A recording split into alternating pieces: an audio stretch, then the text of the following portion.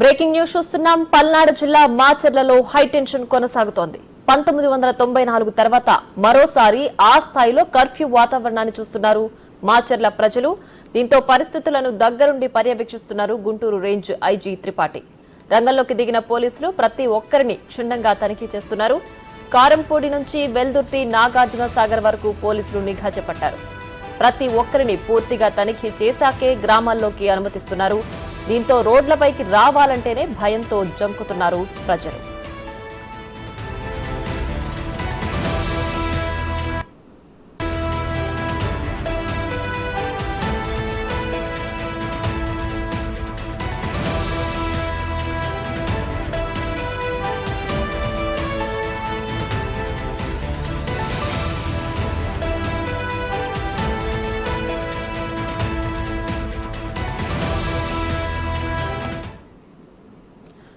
ఇదే అంశానికి సంబంధించి మరింత సమాచారం మా అసోసియేట్ ఇన్పుట్ ఎడిటర్ నగేష్ మరింత సమాచారం అందించడానికి లైవ్ లో సిద్ధంగా ఉన్నారు. నగేష్,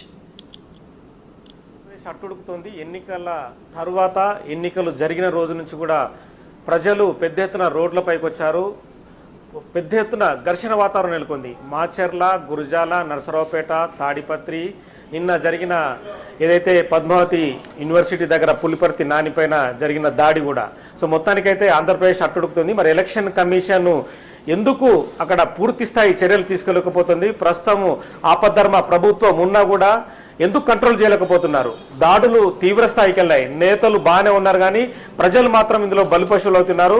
ఎంతమందికి గాయాలనేది కూడా ఇప్పటికీ పోలీసుల దగ్గర సరైన రిపోర్టు లేని పరిస్థితి. చాలా మందికి తలలు పగిలాయి, చాలా మందికి కాళ్ళు విరిగాయి, కొంతమంది విషమ పరిస్థితుల్లో కూడా ఆంధ్రప్రదేశ్లో ఉన్న పరిస్థితి. ఇప్పటికీ కంట్రోల్ ఎక్కడ కూడా కాలేదు. నరసరావుపేటలో అయితే వాళ్ళు ఎవరైతే కొంతమంది కార్యకర్తలు ఉన్నారో పెట్రోలు దాడులు కూడా దిగుతున్నారు. అంటే బాటిల్లో పెట్రోల్ నింపి పెట్రోల్ బాంబులు కూడా విసురుతున్న పరిస్థితి. చాలా వెహికల్స్ ధ్వంసమయ్యాయి. నిన్నైతే టీడీపీ అభ్యర్థి పులిపర్తి నానిని చంపినంత పని కూడా చేసిన పరిస్థితి. వాళ్ళ గన్మెన్ కాల్పులు జరపడంతో చాలా మంది కార్యకర్తలు పరుగులు తీశారు. మరి మొత్తానికి దాడులకు, ఘర్షణ వాతావరణానికి నేతలు కారణమా, ప్రజల్లో ఉన్న వైషమ్యాలే కారణం అనేది ప్రస్తుతం మనతో పాటు మాజీ డీజీపీ సాంబశివరావు లైన్లో ఉన్నారు. సాంబశివరావు మరింత వివరాలు అందించడానికి మనతో పాటు లైన్లోకి వస్తున్నారు. ఎందుకంటే ఈ వాతావరణాన్ని ఎలా కంట్రోల్ చేయొచ్చు?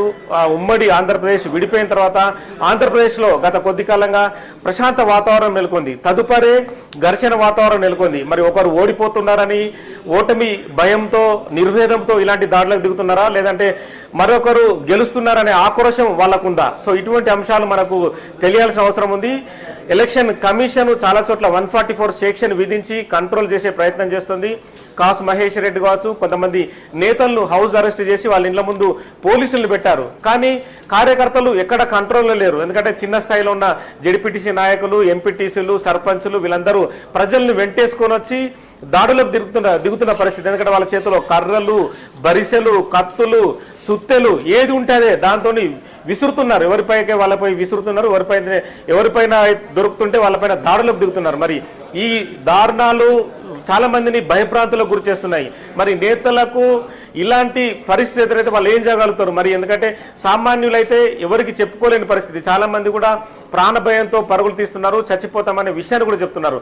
నిన్నటికి మొన్న ఎలక్షన్ జరిగిన రోజు కూడా ఒక ఓటర్ని ఒక ఎమ్మెల్యే చెంపపై కొట్టిన పరిస్థితి. మళ్ళీ తదుపరి ఓటరు ఆ ఎమ్మెల్యేని తదుపరి కొట్టిన పరిస్థితి. సో ఇలాంటి విషయాలు కూడా ఘర్షణ వాతావరణానికి కారణమైన పరిస్థితిని మనం ఆంధ్రప్రదేశ్లో చూడవచ్చు. ఎందుకంటే కొన్ని గ్రామాలు అయితే అట్టుడికిపోతున్నాయి. మరి ఎన్ని రోజులకు కంట్రోల్ చేస్తారు? ఎందుకంటే చిన్న చిన్న దాడులే ప్రజల్లో వైషమ్యాలు పెంచి ముఖాలు చూసుకోలేని పరిస్థితి. తదుపరి ప్రాణాలు తీసుకోవడానికి కూడా వెనుకాడకుండా ముందుకు వెళ్తుంటారు. సో ఇలాంటి వ్యవహారాల్ని పోలీసులు కంట్రోల్ చేయాల్సిన పరిస్థితి. శాంతి భద్రతలు అదుపులో ఉంటేనే ప్రజలు కూడా శాంతియుత వాతావరణంలో ఉంటారనేది మనకు అవగతమవుతున్న విషయం. ఎందుకంటే గతంలో ఆంధ్రప్రదేశ్లో ఇలాంటి ఘటనలు ఎప్పుడూ జరగలేదు.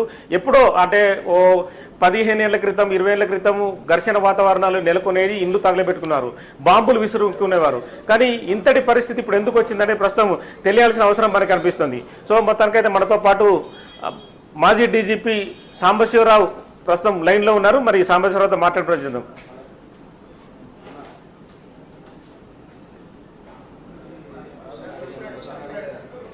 సాంబశివరావు గారు నమస్కారం సార్. నమస్కారం అండి. సార్, ఇప్పుడు ఆంధ్రప్రదేశ్లో పరిస్థితి అయితే ఒక రకమైన అంటే పోలీసుల కంట్రోల్ నుంచి వెళ్ళిందని చెప్పొచ్చా, పోలీసులు కంట్రోల్ చేయలేని పరిస్థితి ఉందని చెప్పొచ్చా? అలా కాదండి, ఇప్పుడు కూడా పోలీస్ కంట్రోల్ తప్పిపోదు. నేను గుంటూరు ఎస్పీగా 1994లో గుంటూరు ఎస్పీగా చేశాను. అప్పుడు నాకు తెలుసు గుంటూరు స్వభావం, అక్కడ ఎలా ఉంటారు ప్రజలు, ఎందుకు కోపతాపాలు ఎక్కువ, ఫ్యాక్షన్ ఎక్కువ అనేది మొత్తం తెలుసు. 1994 ఎలక్షన్స్ ప్రశాంతంగా జరిగినటువంటి సందర్భం అది.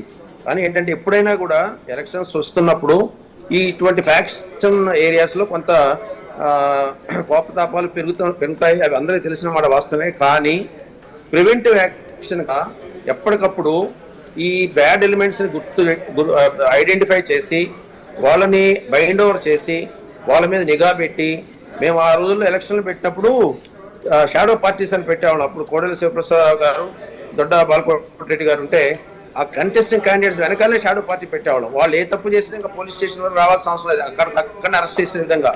సో చాలా మెజర్స్ ఉన్నాయండి, ఇంకా మార్పులు చాలా వచ్చినాయి.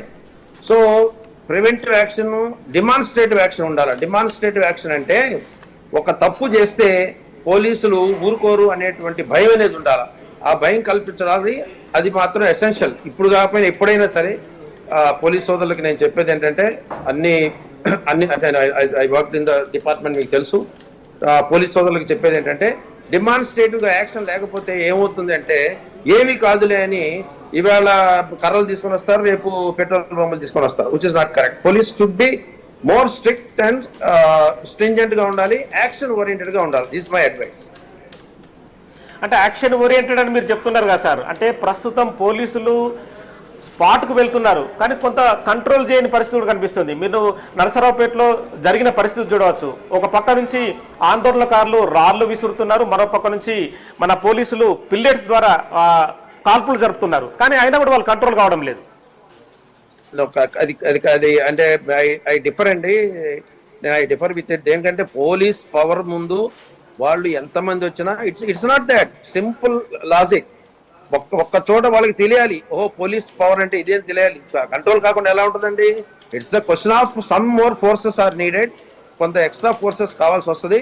కొంచెం ఒక డిటర్మిన్ గా ఒక నిర్ణయం తీసుకోవాలి. వాళ్ళు ఇప్పుడు పబ్లిక్ ప్రాపర్టీ డ్యామేజ్ అవుతున్నప్పుడు కాల్పులు జరపచ్చు, తప్పే లేదు.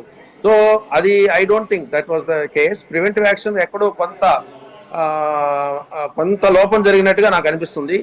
ముందే ఎలక్షన్కి ముందే ఎవరిని వాళ్ళ లిమిట్స్ లో ఉంచేటట్టుగా చాలా మెజర్స్ ఉన్నాయి. 6 months ముందు నుంచి నేను ప్రయత్నం చేశాను. ఎలక్షన్ కంప్లీట్ పీస్ఫుల్ అయింది. అప్పుడు నరసరావుపేటలో కానీ మద్దలు కానీ ఎక్కడైనా భయం అనేది లేదండి. ఐఎమ్ సారీ టు సే, భయం అనేది లేదు. భయం లేనప్పుడు ఎవరైనా రోడ్డు మీదకి వస్తాడు, ఏదైనా చేస్తాడు. అది ప్రాబ్లం.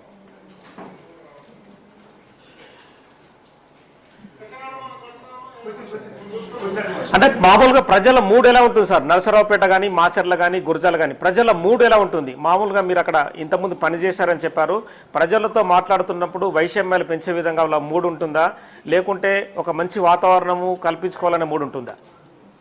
అస్సలు ఉండదండి. రొంపిచెర్ల, పిడుగురాళ్ళ, నరసరావుపేట, మాచర్ల ఇవన్నీ కూడా ఏంటంటే faction ridden villages. Even now అప్పుడు అలానే ఉండి ఇప్పుడు కూడా ఉన్నాయి. ఓన్లీ సొల్యూషన్ ఈస్ ఎలక్షన్ కి ముందు మీరు బైండ్ ఓవర్ చేయటమే కాకుండా తప్పు చేస్తే ఊరుకోరు అనేటటువంటి ఉండాలి. ఒక్కళ్ళు కదలలేదు ఆ రోజున ఎలక్షన్స్ లో, ఒక్కళ్ళు కదలలేదు. ప్రాబ్లం ఏంటంటే ఇక్కడ ఏమీ జరగదు, పీస్ఫుల్ గా ఉంటుంది అని పోతే మాత్రం గ్యారెంటీకి ఇలాంటివి జరుగుతాయి. You need to be more proactive in your approach. ఎందుకంటే అది ఇప్పుడు కాదు, ఎప్పటి నుంచి కూడా ఫ్యాక్షన్ రిడను అది పెంచి పోషించారు. మన ఓన్ సెల్ఫ్ ఇంట్రెస్ట్ అనుకోండి, నాయకుల సెల్ఫ్ ఇంట్రెస్ట్ అనుకోండి, పెంచి పోషించారు. అల్టిమేట్ గా నష్టపోయేది ప్రజలే. అది ఇప్పుడు కాబట్టి తర్వాతనే తెలుస్తుంది. కానీ ఆ ఫ్యాక్షన్లోకి పోకుండా వాళ్ళని కట్టుదిట్టం చేయాల్సినటువంటి బాధ్యత మాత్రం, నేను కష్టమైనా ఈ మాట మనసులో మాట చెప్తున్నాను, పోలీసులదే. వాళ్ళని కంట్రోల్ చేయవలసిన బాధ్యత పోలీసులదే. That's it. సో ఇప్పుడు ఇంటెలిజెన్స్ రిపోర్ట్ అనేది ప్రతి ఎన్నికలకు కావచ్చు ఎవ్రీడే వస్తూనే ఉంటుంది. ఇంటెలిజెన్స్ రిపోర్ట్లో నాయకులు ఏం చేస్తున్నారు, ప్రజలు ఏం చేస్తున్నారు, ఇక్కడ భద్రతా వైఫల్యం జరుగుతూ ఉంటుందని చెప్పి ప్రతిరోజు వస్తుంటుంది. ఇంటెలిజెన్స్ రిపోర్ట్ని ప్రస్తుతం ఉన్న పోలీసులు ఫాలో చేయలేరని చెప్పి మనం భావించవచ్చా? సో అలా కాదు. మనము ఇంటెలిజెన్స్ రిపోర్ట్ ఎవరిని ఒక డిపార్ట్మెంట్ బ్లేమ్ అని కాదు. అసలు ఇంటెలిజెన్స్ రిపోర్ట్లో వీళ్ళు ఘర్షణలు జరుగుతాయని చెప్పని వాళ్ళు ప్రిడిక్ట్ చేయగలిగి అంటే మీరు చెప్పినట్టు గ్రామంలో మన మన వాళ్ళు తిరిగితే తెలుస్తుంది, ఆ మూడు ఎలా ఉందని తెలుస్తుంది. So it's a collective issue. ఒక ఇంటెలిజెన్స్ అని ఒక పోలీస్ అని నేను చెప్పను, కానీ కలెక్టివ్ ఇష్యూ. అందరు కలిసి చేస్తేనే అవుతుంది ఈ పని.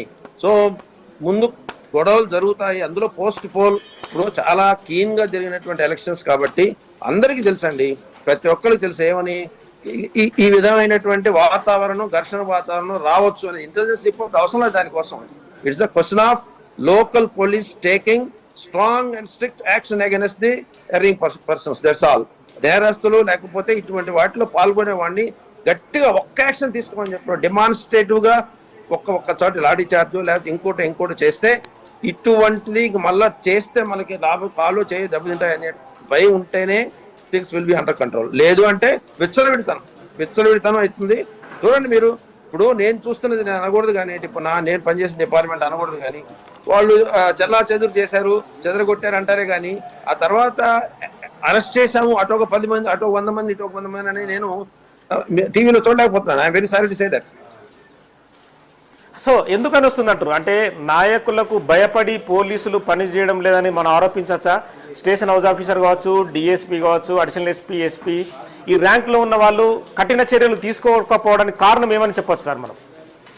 అది it's very sensitive question. I'm very sorry, అది sensitive question. I may not answer that. But the point is police should take action irrespective of who is in power, as simple as that. ఇప్పుడు election commission monitoring చేస్తుంది. మామూలుగా అయితే election కమిషన్లో ఉన్న ఎవరైతే officer ఉండో ఆ ఆఫీసరే పూర్తిగా మానిటర్ చేస్తాడు. మరి ఎలక్షన్ కమిషన్ కూడా రోజులు గడుస్తున్న కొద్దీ ఇంకా వైషమ్యాలు పెరుగుతూనే ఉన్నాయి కానీ కంట్రోల్ కావడం లేదు. ఎలక్షన్ కమిషన్ పాత్ర ఎంతవరకు పోషించవచ్చు అంటారు ఈ వ్యవహారంలో? ఎవరైనా చేయొచ్చండి, ఇంకా కోడ్ అమల్లో ఉంది కాబట్టి. నేను అప్పుడు ఎస్పీగా ఉన్నప్పుడు శేషన్ గారు ఉండేవారు, మీకు అర్థం చేసుకోవచ్చు. శేషన్ గారు అక్కడ election commissioner, chief election commissioner గా ఉంటే ఆయన వల్ల ఎంత ధైర్యం వచ్చేది, మేము ఎంత ఇనిషియేటివ్ తీసుకున్నాము అని అంటే ఎవరేం మాట్లాడేవాళ్ళు కాదు. చాలా స్ట్రిక్ట్ చేసాం. ఎంత స్ట్రిక్ట్ చేసామంటే కనీసం కర్రకి జెండా గట్టి తీసుకుపోయినా కానీ కర్రని డెడ్లీ వెపన్ కింద వాడుతున్నారు, మీరు తీసేయమని అంటే అప్పట్లో మహమ్మద్ జానీ గారు ఉండేవారు ఓల్డ్ సిటీలో. అరన్నారు, ఎలా అండి ఎలా తీసుకోమంటారు జెండా అంటే, భుజం మీద కప్పుకొని తీసుకోండి అంతేగాని కర్ర కట్టడానికి లేదని. అంత అంటే తెలియాలండి, పోలీస్ అంటే ఊరుకోరు, తప్పు చేస్తే ఊరుకోరు అనేటువంటి భయం ఉంటేనే సొసైటీలో ఇటువంటి ఫ్యాక్షన్ ఏరియాస్ కంట్రోల్ అవుతాయి. మనం శాంతియుతంగా చేస్తాము, పరిష్కరిద్దాం చర్చలు అంటే నడిచే పని కాదు. ఓకే, అంటే ఇప్పుడు ఈ వ్యవహారంలో మీరు మాజీ డీజీపీగా అంటే ఆంధ్రప్రదేశ్ భవితవ్యం కావచ్చు, ఆంధ్రప్రదేశ్ ప్రజల శ్రేయస్సు దృష్ట్యా ఎటువంటి సలహాలు ఇవ్వగలుగుతారు సార్? అటు పోలీసులకు కానీ ఇటు ప్రజలకు కానీ కంట్రోల్ కావడం కోసం ఏం చెప్పగలుగుతారు? ఇప్పుడు ప్రజలకి మీరు ఇవ్వచ్చు, నేను ఇవ్వచ్చు. శాంతియుతంగా ఉండండి, చేతులెత్తి నమస్కరిస్తాం, శాంతియుతంగా ఉండండి అని నేను చెప్పొచ్చు, మీరు చెప్తారు. పోలీస్ సోదరులకు నేను చెప్పేది ఏంటంటే, మీరు ఈ టైంలో రాజకీయాలు లేదు, ఏ పార్టీ ఉందని చూడకుండా కన్సర్న్ ఎస్పీ కానివ్వండి, డిఐజీ కానివ్వండి, ఐజీ కానివ్వండి, చాలా స్ట్రిక్ట్గా ఉండండి. స్ట్రిక్ట్ అంటే బయటకు వస్తే ఇప్పుడు మనం 144 అన్నాం, 144 ఉన్నా కానీ జనాలు గుమ్మి కొడుతుంటే అర్థమైందండి. చల్లచేది చేయండి, లాఠీ చార్జ్ చేయండి. మనం లాఠీ చార్జ్ చేసి ఇప్పుడు ఎక్కడో గాల్లో కాల్పులు చేపారన్నారు, ఇవన్నీ ఐ హావ్ నాట్ సీన్ అని కూడా పొద్దున్న బయటికి పోయాను. What I'm saying is police action ముందు ఏది నిలబడదు. It is a matter of time. I'm confident they would be able to control it. Okay, so మొత్తానికైతే ఖచ్చితంగా పోలీసులు గ్రౌండ్లో ఉండాలి, ఖచ్చితంగా వర్క్ చేస్తేనే వాళ్ళంతా కంట్రోల్ అవుతారని మీరు చెప్తున్న పరిస్థితి. అంటే ప్రస్తుతము ఎలక్షన్ కమిషన్ కూడా 2 డీజీపీలను మార్చింది. అంటే ఒక పార్టీకి కొమ్ము కాస్తున్నారనే ఆరోపణలు లేకపోతే చాలా మంది పోలీస్ ఆఫీసర్లు మార్చింది. ఈ ఇంపాక్ట్ ఏమైనా పోలీసులు పనిచేస్తుందా? అంటే ఒకటండి, ఎప్పుడైనా కానీ మీరు అబ్జర్వ్ చేస్తే ఎవరైనా కొత్త ఆఫీసర్ వచ్చినా పాత ఆఫీసర్ అయినా I have respect for both the officers, former officers కి ఇప్పుడున్న ఆఫీసర్స్ కి. కానీ ఏంటంటే కొంత టైం ఇవ్వాలి వాళ్ళకి, కొంత టైం ఇవ్వాలి. మరీ ఎలక్షన్ 10 రోజుల్లో ఉంది, 1 వీక్ లో ఉంది అనగా మార్చినప్పుడు ఏమవుతుందంటే what kind of ground control మనకి ఇన్ఫర్మేషన్ ఎట్లా వస్తే చెప్పండి. తీసుకోవచ్చు, 1 వీక్ అయినా తీసుకోవచ్చు, కానీ time is two short for the my personal feeling is. Sir ఒక చిన్న క్వశ్చన్, మీరు ఏమనుకోరంటే పోలీసులు కూడా నేతల వారిగా విడిపోయిన పరిస్థితి. అంటే నాకు ఆ పార్టీ ఈ పార్టీ వైపు ఉంటే నాకు పోస్టింగ్ వస్తుంది, నేను ఈ పార్టీ వైపు ఉంటే నాకు పోస్టింగ్ వస్తుంది. ఇలాంటి వ్యవహారాలు కూడా శాంతి భద్రతలను కంట్రోల్ చేయడంలో వైఫల్యం ఉందని మనం అనుకోవచ్చా సార్?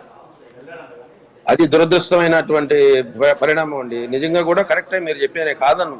అంటే ఇదేదో స్టీల్ ఫ్రేమ్ ఆఫ్ ఇండియా చాలా నిక్కచ్చిగా పోతున్నారు, నడి రోడ్డు మీద నడుస్తున్నారు అలా చెప్పను. నాకు తెలుసు, నేను 5 సంవత్సరాలు అయినా రిటైర్ అయ్యి పోలీస్ డిపార్ట్మెంట్ లో వస్తున్నటువంటి మార్పులు ఏంటో తెలుసు. కానీ మళ్ళీ చెప్తున్నాను, కానీ మీ ధర్మాన్ని మీరు పాటించండి. ఏ ముఖ్యమంత్రి అయినా ఇంకొకళ్ళైనా న్యాయానికి కొంచెం అటు ఇటు కానీ మరీ పూర్తిగా అన్యాయం చేయమంటే చేయకూడదు. ఇప్పుడున్న పరిస్థితి దురదృష్టకరమైంది. మీరు చెప్పిన దాన్ని నేను ఖండించట్లేదు, అది మోరార్లెస్ కరెక్ట్. అటువంటి పరిస్థితి రావడమే వీటన్నిటికీ మూల కారణం కూడా. తప్పు జరుగుతుంది, దాన్ని ఎలా కంట్రోల్ చేయాలనేటువంటిది సక్సెసివ్ గవర్నమెంట్స్ భవిష్యత్ కాలంలో పోలీస్ డిపార్ట్మెంట్ ఎంత పొలిటికల్ చేస్తే అంత బాగుంటుంది అంతే. ఓకే, ఇప్పుడు స్థానిక పోలీసు నుంచి చాలా వరకు కంట్రోల్ కావడం లేదు. అంటే పారామిలిటరీ బలగాలు కానీ నేషనల్ సెక్యూరిటీ ఫోర్స్ బలగాలను దించాల్సిన అవసరం ఉందా సార్ ఆంధ్రప్రదేశ్లో? ఏం అవసరం లేదండి. Andhra Pradesh police is one of the best police forces I have seen.